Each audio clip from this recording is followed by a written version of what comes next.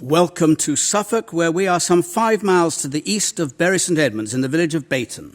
Our hosts here at the Bayton campus of Thurston 6th, itself part of the community college based in the nearby village of Thurston, the Friends of Thurston Library, a charity which cares for the 44 libraries in Suffolk, none of which has been forced to close.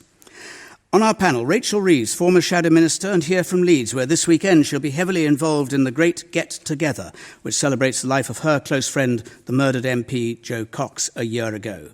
Liam Halligan has worked for many media outlets, but as an economist who worked in the city, he has, since 2003, written an award-winning column in the Sunday Telegraph. Ash Sarkar has a master's degree in modern culture from UCL, lectures in film, graphic design and propaganda at the Sandberg Institute in Amsterdam. She's also senior editor of a radically anti-establishment online collective called Novara Media. She claims that she's never knowingly kissed a Tory. Though what she's done unknowingly, she does not say. Ken Clarke had intended to stand down in 2020 after the conclusion of the Brexit negotiations, in which he takes a certain degree of interest. But when Theresa May announced her snap election, claiming that Britain needed a strong and stable government before those negotiations, he decided to stand once again. As a result, he's back in the Commons as Father of the House. Our panel.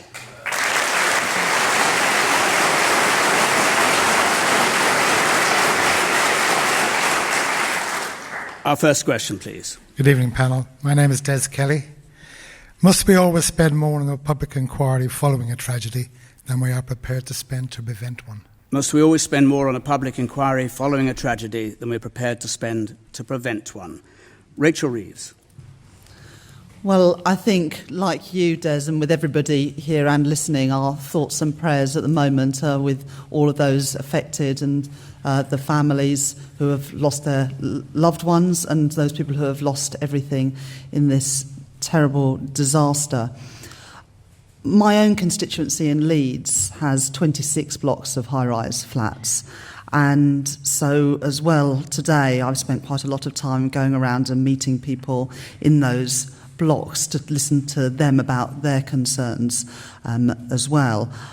I hope that we don't have some of the issues in terms of the cladding, but that is, of course, still being investigated all around the country about the conditions of the flats that we have, not just in London and Leeds, but everywhere. But your question, I think, is a pertinent one, because when I first became an MP in Leeds, I went and did a survey of everybody who lived in the high-rise flats because I was getting complaints about rubbish being left in communal areas, of stairwells that weren't clear, that lifts weren't working, and people were afraid to leave the flats because they were worried they wouldn't be able to get back afterwards. And so I think this issue about who has agency, who is listened to, is really important, because we know that in the high-rise flats, it is some of the most vulnerable and often the most marginalised people in society, those who don't have a voice usually.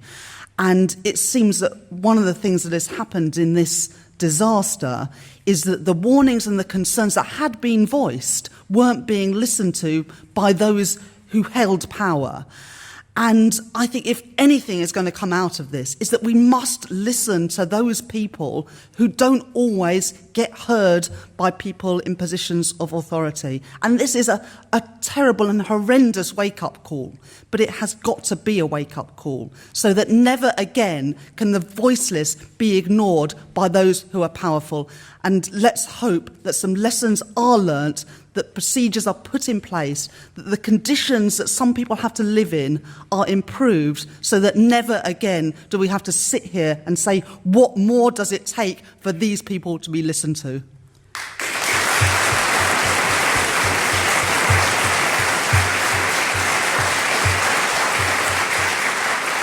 We've already had a host of social media questions and comments on this. This Facebook question from Rick Kumar, picking up on where Rachel Reeves ended there. Do the poor have to die in order for their voice to be heard? And Helen Wood, also on Facebook, why are we still allowing people to be crammed into high-rise traps? Liam Halligan. The death toll's gone to above 30 today. Obviously, a completely ghastly episode, a stain on the history of this country. The answer to Des's question is, Des, it depends, because there are two types of public inquiry, aren't there? We all know There are public inquiries that kick things into the long grass until the political caravan's moved on and the people involved have long retired. Thank you very much. And then there's public inquiries which act quickly and get to the root of the problem. This must emphatically be the latter. Rachel Reeves is completely right. I'd associate myself with everything that she said. There have been warning signs over many, many years. We had Knowsley House in Manchester in 91. We had Irvine Tower disaster in Ayrshire in 1999. Then, of course, we had Camberwell in 2009. Directly from Camberwell, there was a Commons inquiry. Those recommendations weren't implemented. So there is clearly an awful lot of blame. I'd like to appeal for two things. I'd like to appeal, ladies and gentlemen, and not just for a public inquiry that actually tries to restore some public confidence rather than just being something of political convenience. I'd like to appeal for the major political parties not to try and score party political points out of this. I think we're all sick and tired of people playing the blame game. The families of the people who have been killed and the people themselves, of course, deserve much better than that. The second thing, I want this Just on that, as it happens, of course, fire regulations were eased in 2006 when it happened that there was a Labour government. 2009, the Lakenhall disaster. 2011, with the Conservative-led government, was the coroner's demand that action should be taken both in relation to cladding and in relation to sprinklers. No action has yet been taken. Absolutely. You know, in countries like Dubai and even Australia, if you have this kind of cladding, we don't know if it was the cladding, but if you have this kind of cladding, you have to fit external sprinklers, even to older buildings which don't have sprinklers. And this was obviously a mid-70s building with only one stairwell. The second thing I'd call for is I want this to be a moment where politicians of all parties, backed up by the general public, really gets hold of this housing problem. For a generation, I'm afraid, we haven't been building enough houses. We particularly haven't been building enough social housing, and that goes right across the political spectrum. Just a few hundred council houses we were building each year in the late 90s and into the 2000s. It's gone up slightly now, but it's still pitifully low. Ladies and gentlemen, our young people are finding it increasingly difficult to buy houses. People of all income means, not just lower income means, having to use the bank of mum and dad. The housing market's become a source now of rancour and division rather than a source of social mobility. Back to the question. Are we always ready to spend more on a public inquiry following a tragedy than we're prepared to spend to prevent one? Ken Clark. Well, shock and horror, yet another dreadful event, has rapidly turned to anger again in this one. And I think the sooner we get down to some serious, detailed inquiry as to what went wrong and find out whether anybody was to blame, the better. The question is how we do it. I mean, there isn't anybody who doesn't feel shock and horror. The idea that some people aren't interested in the horrific sight of people being burnt alive in a tower block is farcical. The idea that if anybody did save money ignoring advice they'd received about fire safety, then they should certainly be blamed, and that should be brought out in an inquiry. But I've never met anybody who would willingly ignore fire safety advice for some reason of that kind. This particular council was spending £8.5 million on improving this tower block very recently in order for the benefit of the tenants. The question arises, were the right materials used? Were they the right improvements? Was the work carried out properly? I know nothing about fire precautions. I think I want to wait to hear what people who are not political but know something about firefighting actually say. These other fires weren't like this one. The cladding, to me as a layman, does look to blame. It's the first one that's gone up like a torch. Maybe the ducting in which you've got the wires and the plumbing.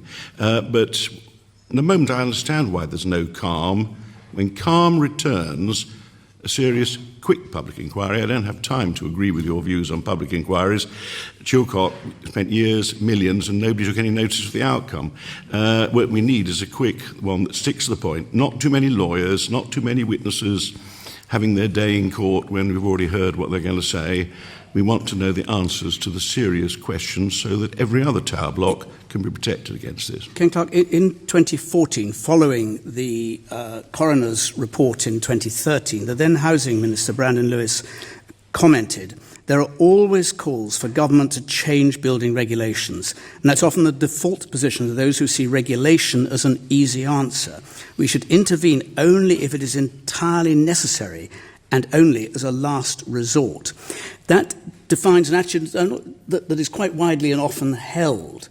How, in the light of this, do you regard that approach to government regulation? Well, what he did, I think what was done then, was to point out to every council, if they hadn't already seen it, these conclusions, and asked every council to ask whether this applied to them. We'll find out whether the Kensington Council did. Because they quote the bit about sprinklers. Now, I'm not an expert, but I'm saying maybe nonsense. My understanding is that was a different type of fire. It was as they usually are, in 2 or 3 flats in the block. It didn't spread.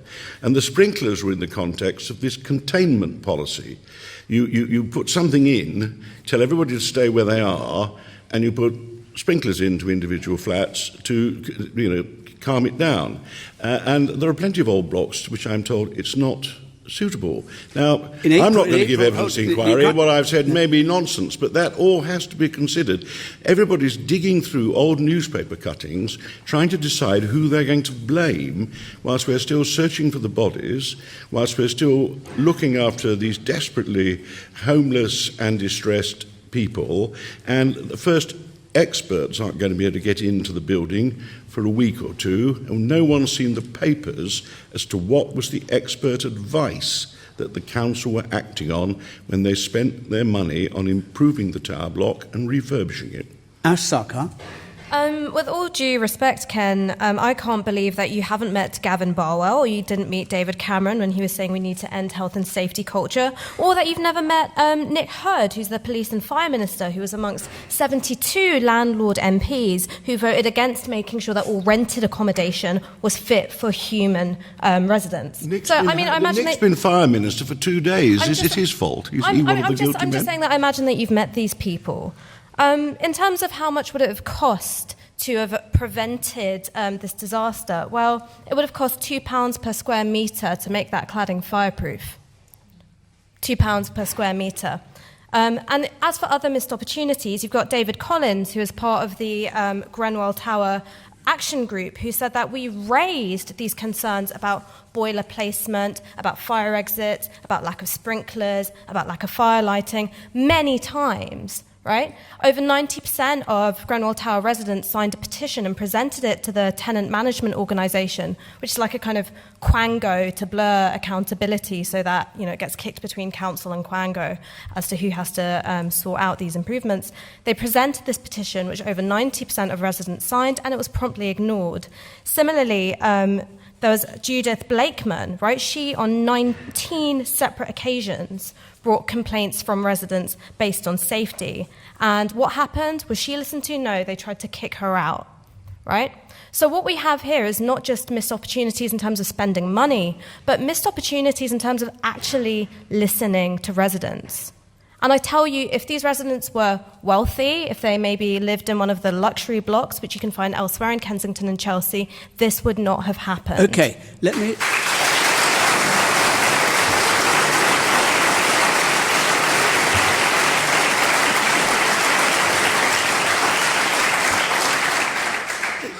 Liam Halligan, is there merit in that last point, that if you are well off, the chances of you enduring any such horror as this are very low, even if you live in a very grand and very tall block, by comparison with those who are, relatively speaking, impoverished in public housing?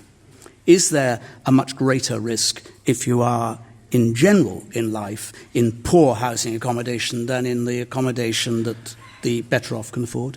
There's merit in a lot of what Ash said. The residents themselves certainly made remonstrations to the managers of the building, and that's completely clear. There's documentation on that. I'd caution, though, to her, I don't think people come into public life to be as deliberately, willfully neglectful as perhaps she's saying. I think a lot of people very close to this will be hurting very, very badly. But her broader point must be right, of course. It's clearly right that if you are a social housing tenant in particular, then you are less likely to be listened to and less likely to be taken seriously. Thank you. And that absolutely has to change. Des Kelly, you put this question. What's your own thinking? Well, I was amazed there was only one staircase out of the building. That just seemed incredible. And if you have a small shop or an office in a place like Bury St Edmunds, 40 years ago, you always had to have two ways out. Offices, Shops and Railway Premises Act. I don't know what's changed over the years. Are you familiar with this general territory? Yeah, I was a firefighter. You were a firefighter? Yeah. And so fire safety in the 70s, when we had offices, shops and railway premises, you always had two ways out, back of the shop, front of the shop. And people say, why would a small shop need two ways out? Well, if a car crashes into your front door, you go out the back door.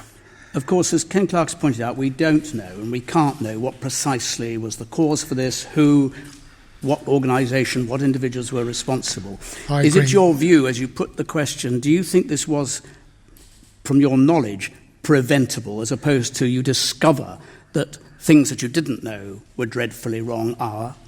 I'd never seen the surface spread of flame on the outside of a building that happened there. In this hall, all these curtains, drapes, anywhere in a public place, if you have drapes, curtains, they're all flame retardant. You cannot have surface spread of flame. And that seemed to spread from the bottom to the top of the building. I've never seen anything like that in my life. It's almost like you hung it in curtains. And that was... And are you saying that should have been known?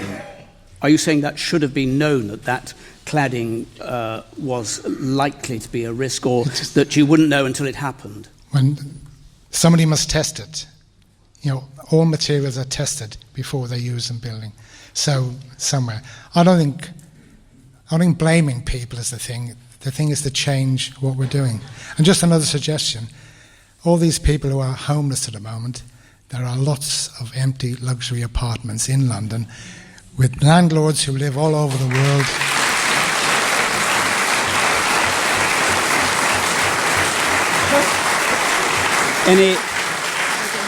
Any answers after the Saturday broadcast of this programme may well be for you on this or any of the other issues we go on to discuss. Anita Anand will be there. The number is 03700 100 444. The line's open at 12:30. The email, any.answers@bbc.co.uk. Tweet, #BBCAQ, and you can follow us at BBC Any Questions. We will please go to our next, which I'm going to read out because it's a Twitter question. It comes from Joe Neal. How sensible is it of John McDonnell to ask for millions on the street, especially since the Grenville incident? He called just before we knew about that for 1 million people to come out to the streets on July the 1st to call for another election. How sensible of him was that the proposal? Rachel Reeves.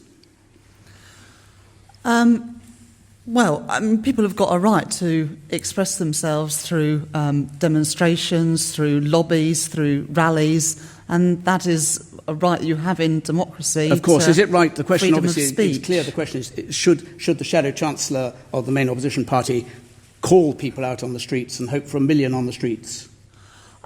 I don't necessarily have a problem with that, of people coming together and congregating. But it's the way you behave when you do that, and I certainly wouldn't advocate, and the Shadow Chancellor wouldn't advocate civil disobedience. But I do think that people feel pretty angry, and like on the previous question, that they don't necessarily have their voices heard. But I would also say that we've just had a general election, and it's a general election that we didn't need to have. The Prime Minister had a majority in the Houses of Parliament. It was a general election that she called because she thought it was in the interests of the Conservative Party rather than in the interests of the country. And I don't think the country would necessarily look that kindly of having another general election immediately after the one we've just had. So we're going to have a Queen's speech. Let's see if they can get it through. Let's see if they can govern. If they cannot, then the Labour Party are ready and willing to do so. And if it takes another general election to have that, then bring it on.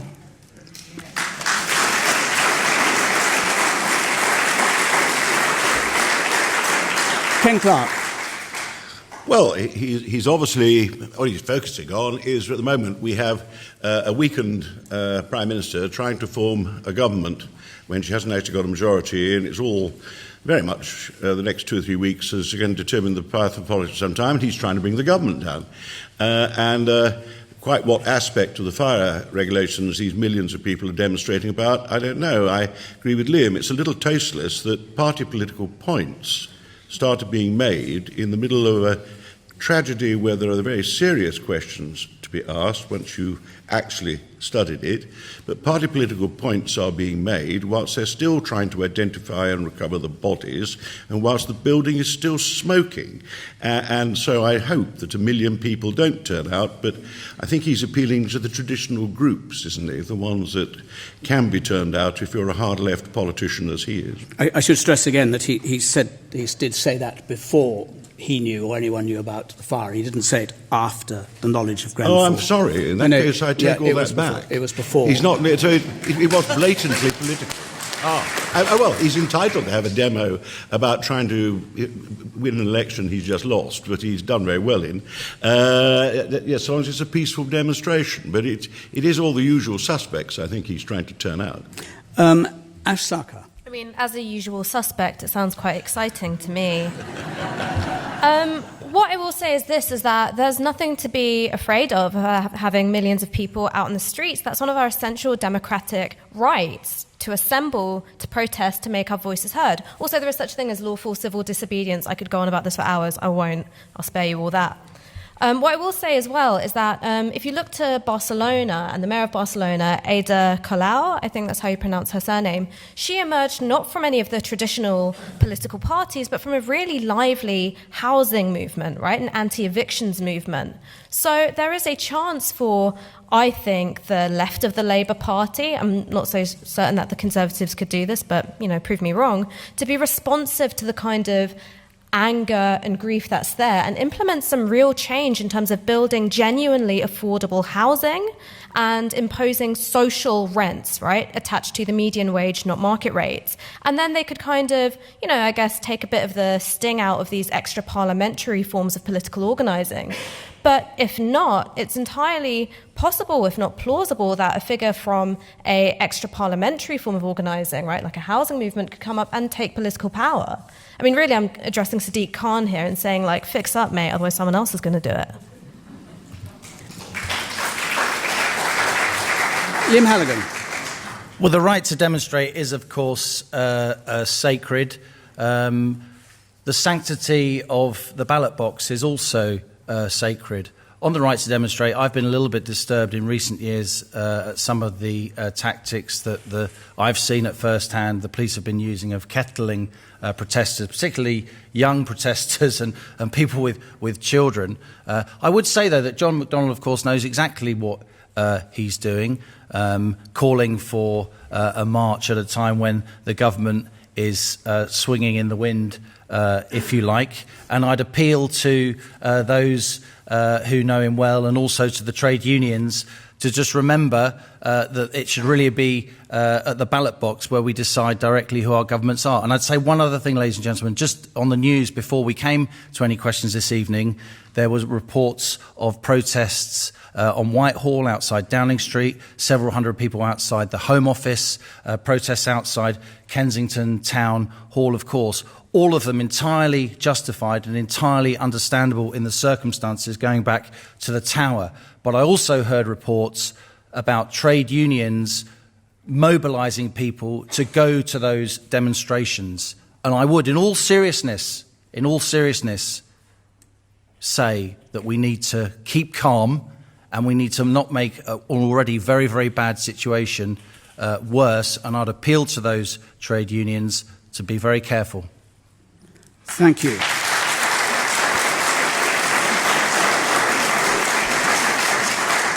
We'll go to our next, please. My name is Ronan Dorley. I'd like to ask the panel, do you agree with John Major that a deal with the DUP will jeopardise peace in Northern Ireland? The former Prime Minister, of course, negotiated the ceasefire in 1994 and was instrumental in the build-up to the Good Friday Agreement, has been expressed his very deep concern about this. We need to do everything we conceivably can to make sure that it doesn't happen again. That's that the hard men return to violence. The danger is that however much any government tries, they will not be seen to be impartial if they're locked into a parliamentary deal with one of the Northern Ireland parties. Ken Clarke, do you agree with the former Prime Minister, your former colleague? I usually do agree with John, and it's certainly a danger. The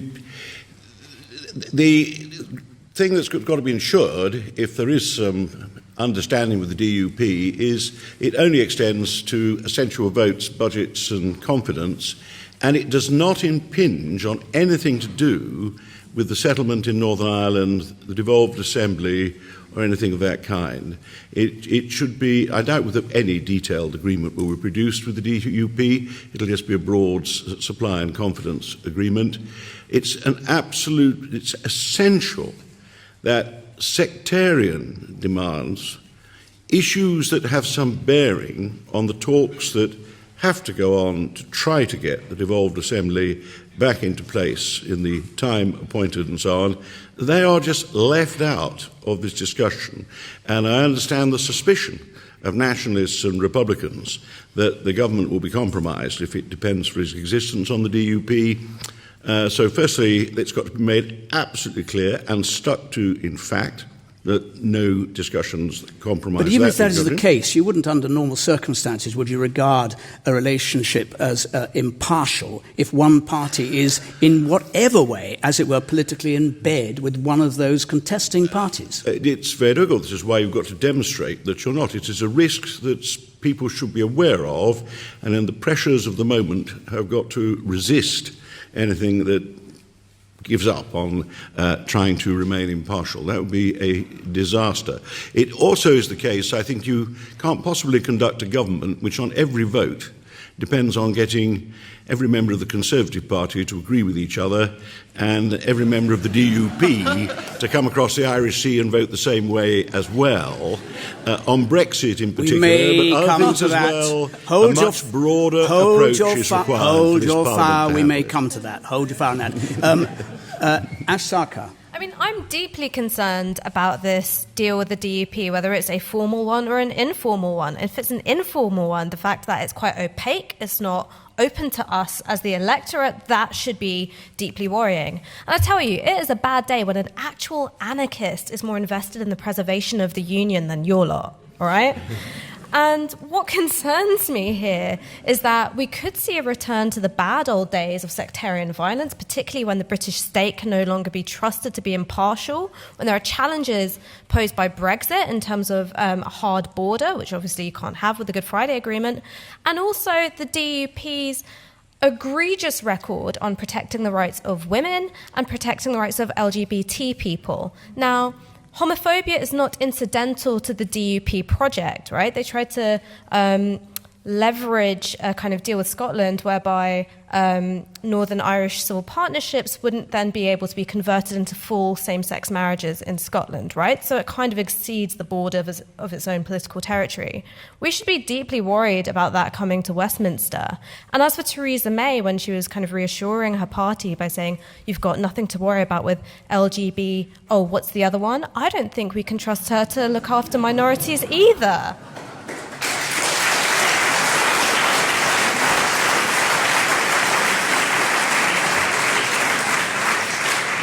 Liam Halligan. Well, as somebody of Irish blood who was born in the UK and grew up in the 70s and 80s, the Northern Ireland peace process quite literally means the world to me. John Major deserves huge congratulations for the part he played in it, as indeed does Tony Blair. That was genuine cross-party government doing what everybody wanted. And I hope I'm not being complacent, and many friends and relatives in Ireland, north and south, will be listening to me.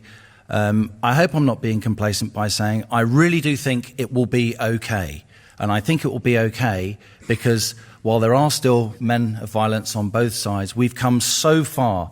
I also think the north-south border will be okay during these Brexit negotiations. Again, because Dublin and London and Belfast, everybody wants it to be okay. Of course, it's difficult for the Prime Minister having to rely on the DUP. Of course, there are some bad optics that Ash has referred to. I don't think for a minute that there's any chance that the DUP are going to do anything to affect the tremendous progress we've made in the UK on social issues like gay marriage and LGBT rights. Thankfully, I think that is actually alarmist to say that. But it is very, very difficult for the government, as Ken says, and that's why you do have to ask yourself just how long this government can last. As you will know as an economist, under the prevailing public subsidies, Northern Ireland per capita gets something like £2,300 a head more. Hold it a second. £2,300 a head more than those in England. In the what is often described as the pork barrel politics, which this is, which is basically bribery of one kind or another to get support, which is how most people see it, in order to have stability, a stable government.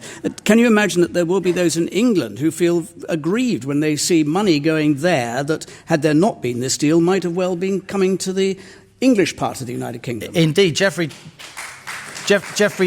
Donaldson, a unionist politician, calls this perfect territory for deal-making. Let's think back to 2010. It took the Tories and the Lib Dems just a single weekend to make an entire coalition agreement involving cabinet posts and proper integration in government. This, as we've heard, is just a supply and confidence agreement with the DUP, propping up the government in votes of no confidence and in budget bills. The fact that this deal has taken so long means that there's going to be a lot of DUP politicians, ladies and gentlemen, in corner offices in Westminster in the weeks to come. A lot of pork bellying going on. Rachel Reeves. Well, I think it is difficult for the government to be an honest broker in Northern Ireland when they are reliant on the votes of the DUP to get legislation through Parliament. And I think it is also worrying that we at the moment don't know what this agreement looks like, what the terms and conditions, what the small print says. And I think that we do deserve in a democracy to understand what deals are being done about how the country is going to be Should we governed. just, I would prefer can I ask you, I'll come back to you. Just on that, do you believe that once the deal is done, the public should know the terms of the deal, the amount of money that is being delivered, what was being given in return? There's some nodding heads I see from this Suffolk audience. Yes, if they change public spending, I don't quite see how you resist that. All I would say is to Rachel, the Labour Party can't form a government at the moment either, because you're not going to be able to do a deal with the SNP, and certainly not one that will get the Liberals to come in with you and all this kind of thing. And if we wish to restore some respect for politics, and one of the reasons this election was so volatile is near widespread contempt for the political establishment and all political parties, which I think is quite exaggerated. I think I would defend my trade union, but it's almost adolescent cynicism is sweeping the country. I think we've got to demonstrate that, like continental Europeans, we can face a hung parliament and produce a government which acts in the national interest, not start politicising tragedies about fires or opposing things just because it's the other side presenting it and all the rest of it. Now, it normally takes the Dutch about 6 months to form a government, but they form quite good ones. It's taken the Belgians 18 months in the not-too-distant past. In the first fortnight, I asked people to reflect and start working out how this Parliament can demonstrate that it can tackle a lot of very serious questions. The state of our economy, the problems in our public services, the Brexit and the Irish problem. No, it's enough of all that. Rachel Reeves. As I was saying... As you were saying, Rachel. Thank you, Jonathan. I think that we have a right to see the small print and see the terms and conditions of this agreement. And just to build on a point that Ash made, because I think it is a very important one, there was a former Conservative minister who was on the radio the weekend after the general election and said that one thing that perhaps could be looked at was to have a vote on abortion law and the time limit for abortions. Now, if that is part of any agreement, that, in my view, would be absolutely despicable and wrong. And that's why we need to know. That is why we need to know. That is why we need to know the terms and conditions. We don't know anything, Liam. We don't know anything about the terms No party can deliver a Jon Snow tweeted it, but it wasn't true.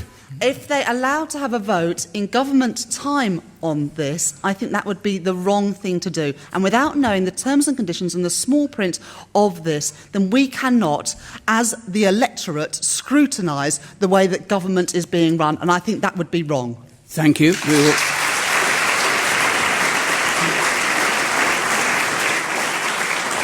We'll see what does or doesn't happen, but any answers, 03 700 100 444 after the Saturday broadcast of this programme is for you. Our next, please. Good evening. Ken Cantor.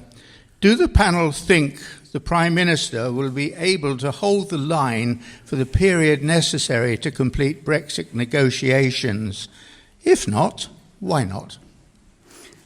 Liam Halligan, Number 10 has said, despite all sorts of voices saying there ought to be collusion between, or at least conversations between the parties and so on, that there is no change, no deal is still better than a bad deal, single market outside, customs union outside. Can she hold the line? It's clearly going to be much more difficult. She has been weakened. There was a cartoon in a Dutch newspaper recently with our Prime Minister repeatedly hitting herself over the head with a hammer. And Jean-Claude Juncker on the other side of the desk was saying, perhaps we can do something for you, Mrs. May. It's clearly a much weaker position for her. But I'd say this, I did vote for Brexit.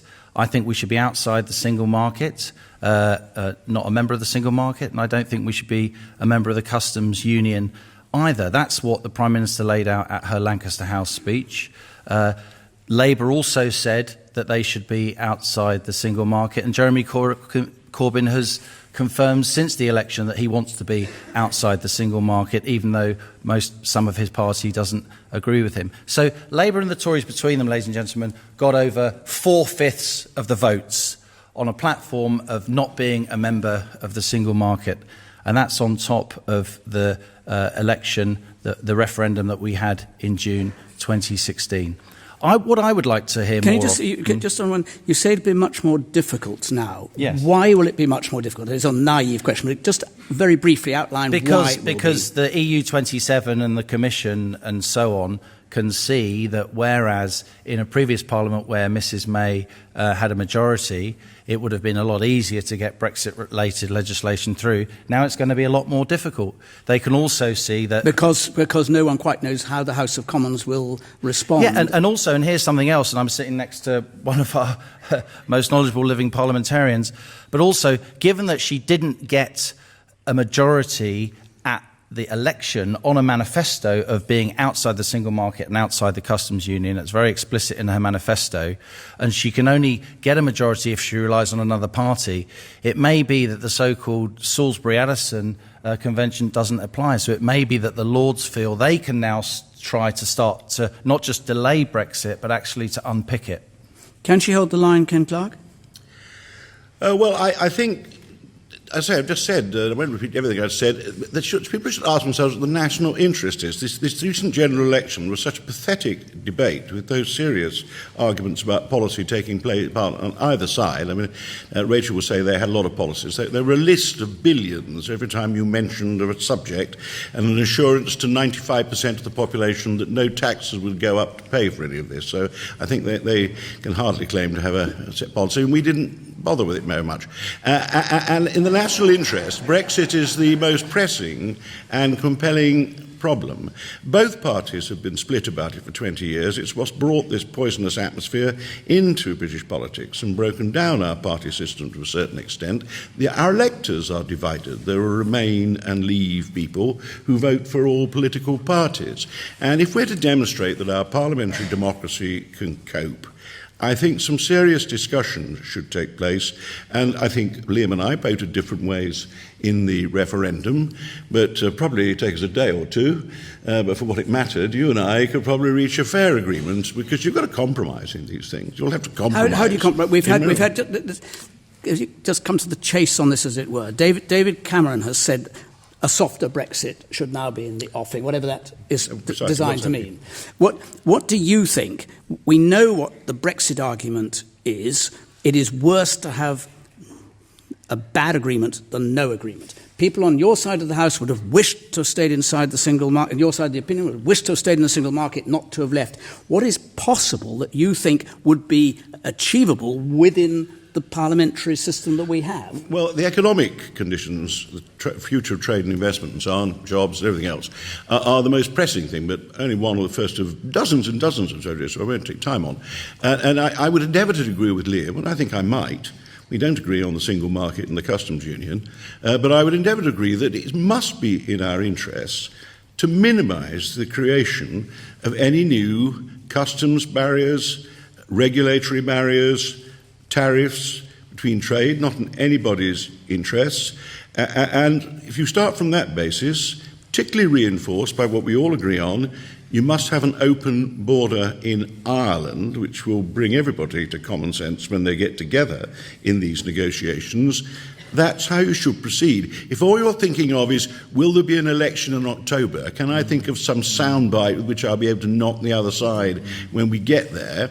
Well, we're already seeing that living standards are falling, as Brexit caused devaluation, which is taking us back into inflation, and the Bank of England is having to resist raising interest rates, and the economy is slowing down alarmingly. If we continue to have this childlike political debate on the level we had in the referendum and had on this subject in the election, we are taking very considerable risks. Ash Sarkar.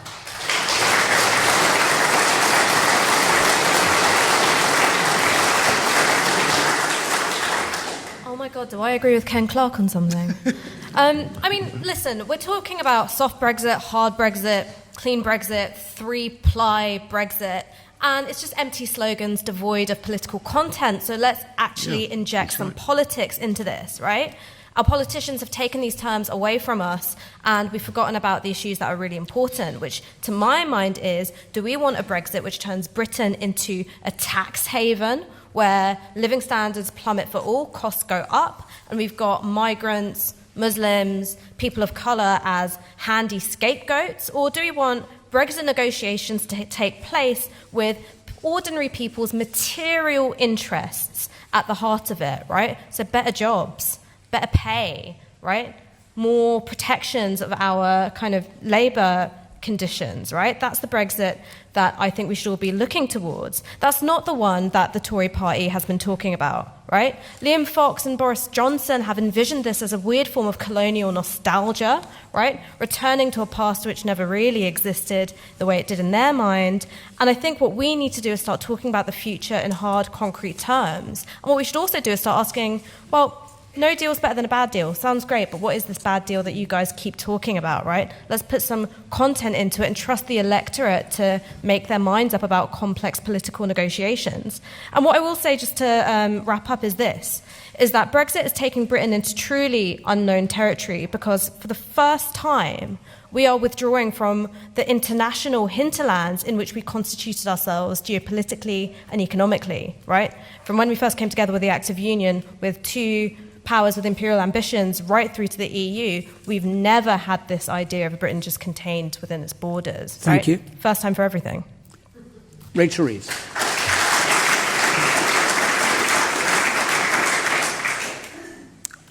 On this issue, I agree with so much of what Ken Clarke has said.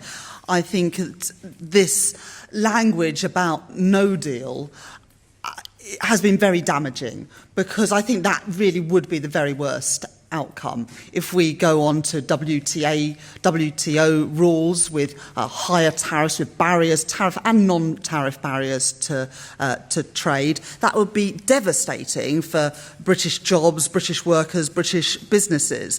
And so I do think, and a bit like Ash, find myself in agreement as well with David Cameron, that we do want some sort of softer transition to wherever we're going. And we're absolutely leaving the European Union. That was the democratic decision of the British people, but we still have a choice about where we're going when we leave. And so we need transition arrangements so that we don't have cliff edges, which would be bad for British jobs and British businesses. We need impediment-free trade so that we can trade with our nearest neighbours. And one final thing is about the rules and regulations which I fear that some in the Conservative Party, not Ken, but some in the Conservative Party want to do away with the Great Repeal Bill.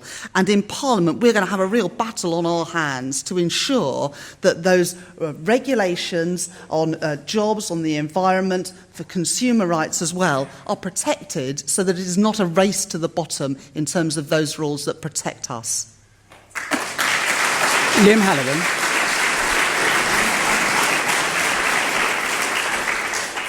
Just very briefly, I agree with Rachel, there may need to be some kind of transition. In the spirit of cooperation and consensus, why don't we now guarantee the rights of the 3 million EU workers who are living here in the UK?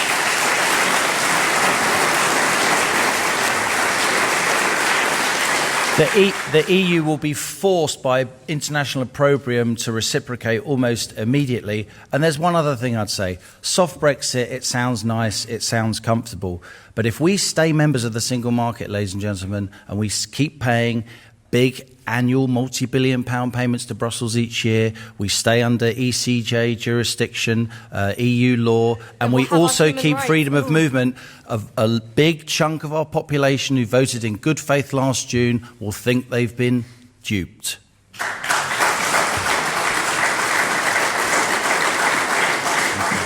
Very, very briefly, the EU is saying, or the BBC is reporting that the EU has said that the British government has agreed that the divorce terms have to be discussed before any trade deal. Brexit department is saying not true. Given the facts of the matter, can the EU and will the EU call the shots on that? I don't think it will. Look, very briefly, the EU sells a lot more to us than we sell to them. We have tremendous power in this negotiation, despite what you may read and hear on your airwaves constantly. I think we will agree, I think David Davis has just agreed, we will discuss how we come to the final bill, but I don't think the actual size of the final bill will be determined, as it is in any business negotiation, until the very end. Ken Clarke wants to come in, but we are out of time. It'll have to be the next time you're on the programme, I'm afraid. Unhappily, we could discuss so much more, but we can't. Next week, we're going to be in Solihull, and one of our panellists will be the West Midlands Mayor, Andy Street.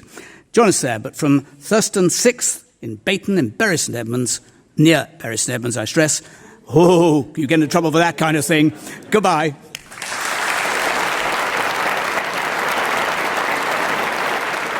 On today's Any Questions panel were the former Chancellor Ken Clarke, journalist Liam Halligan, the Labour MP Rachel Reeves and Ash Sarkar from Novara Media. The chairman was Jonathan Dimbleby and the producer Lisa Jenkinson.